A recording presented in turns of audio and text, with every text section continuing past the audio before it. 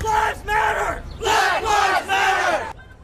Dozens of Black Lives Matter protesters marched through the streets of downtown Cleveland today, and police were ready to help keep it peaceful. News Channel 5's Homa Bash walked those miles following the protesters this afternoon. And Homa, this really gave us a taste of what to expect at the RNC. Yeah, Danita, it really did, except today we saw about 45 protesters. Next week, we are expecting thousands. Now, the city ordered 300 specially made police bikes just for the convention. Today, we saw exactly what they can do. No justice! No peace! Sounds that have become familiar, No justice! No peace! but a sight that was fairly new to see.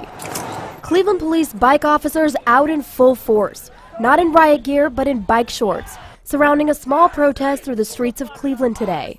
Anytime we get people to turn up for a cause such as this is successful. I don't care if it's just 10 people, that is success. For the most part, the protest remained peaceful. Black Lives Matter! A few dozen people marching from the Free Stamp over the Detroit Superior Bridge, Move! We gotta go to work! through Ohio City and heading back downtown over the Lorraine Carnegie Bridge. Shut it down! Major highways and intersections blocked off from protesters by police bike chains. Officers tell us they were trained by Seattle police on bike tactics to deal with the crowds ahead of the RNC. Some of it we saw today, 1 week in advance. A 17-year-old protester shows the scratches he got from a bike when he tried to break the barricade. Do you think that would have happened if you hadn't tried to get past him?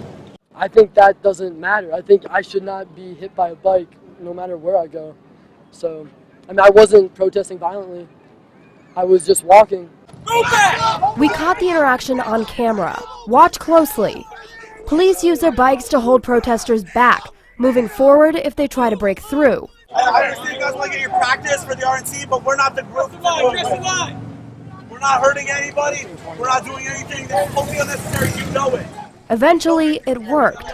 Protesters didn't go anywhere police didn't want them to. And several of those protesters told us that they did not have a permit for today's march. I just checked with Cleveland police. They tell me no arrests were made. Live downtown, Homa Bash, News Channel 5.